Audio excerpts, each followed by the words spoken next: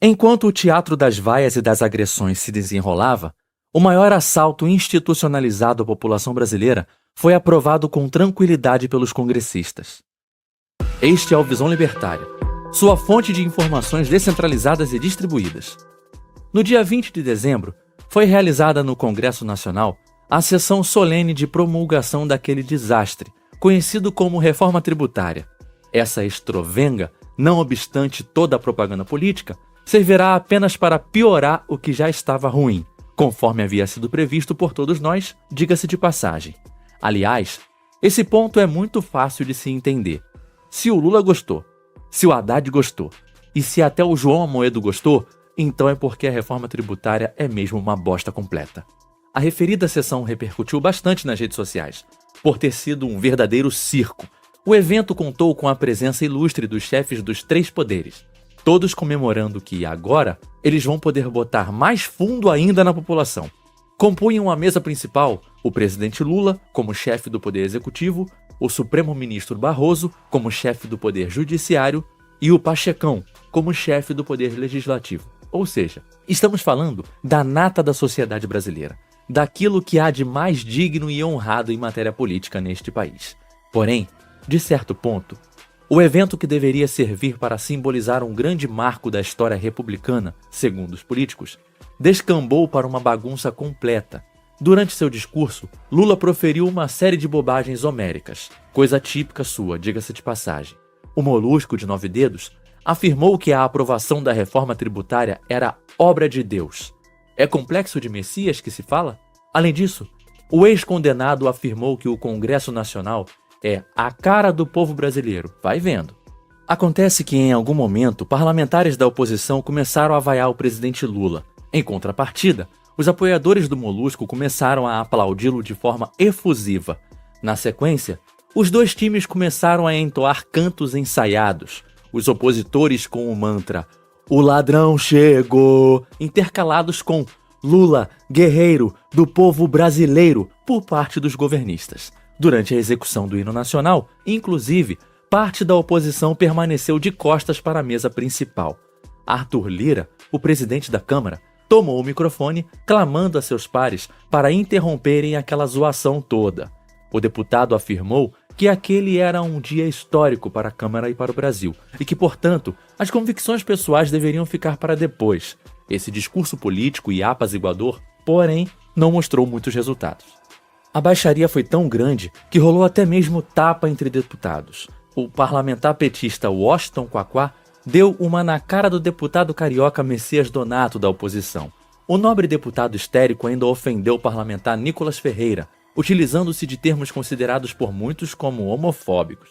Desse caso, nós podemos afirmar, sem sombra de dúvidas, que se trata realmente de um marco para a história republicana brasileira, porque com ele instaura-se oficialmente a rinha de políticos. Quaquá afirmou, inclusive, que com ele a porrada canta. Ó, machão, que mais você gostaria de ver nesse ringue parlamentar, hein? De forma geral, a zona que foi a sessão de promulgação da reforma tributária demonstra, como poucas coisas, qual é a real cara da política brasileira, e não é a cara do povo. Porém, no fim das contas, essa foi, isso sim, a celebração do grosso entrando de vez no povo brasileiro. Isso porque a reforma tributária é uma tragédia colossal para a nossa economia. E se os políticos se uniram para comemorar sua aprovação, é porque a coisa realmente vai nos custar muito caro. Isso não significa apenas a esse caso específico. Toda reforma tributária realizada tem o claro objetivo de aumentar a arrecadação, ou seja, o roubo estatal. Isso já aconteceu no passado.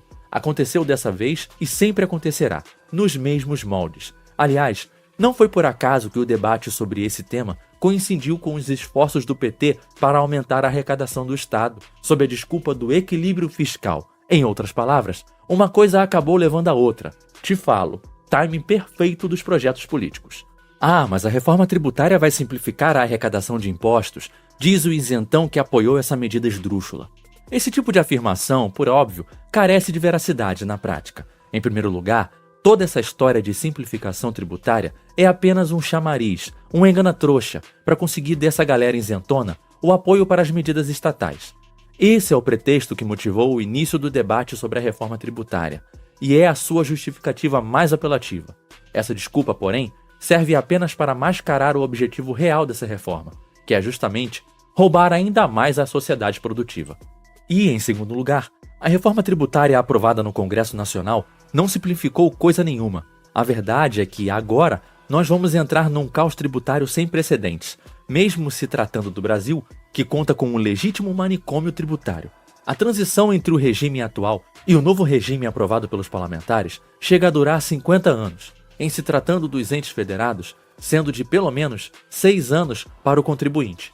As regras aprovadas também prevêem uma tonelada de exceções, diversas alíquotas e regras muito específicas.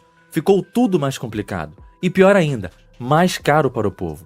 E se você quer entender por que essa reforma terminou sendo aprovada nesses moldes, basta você olhar para o orçamento que o próprio Congresso Nacional aprovou recentemente.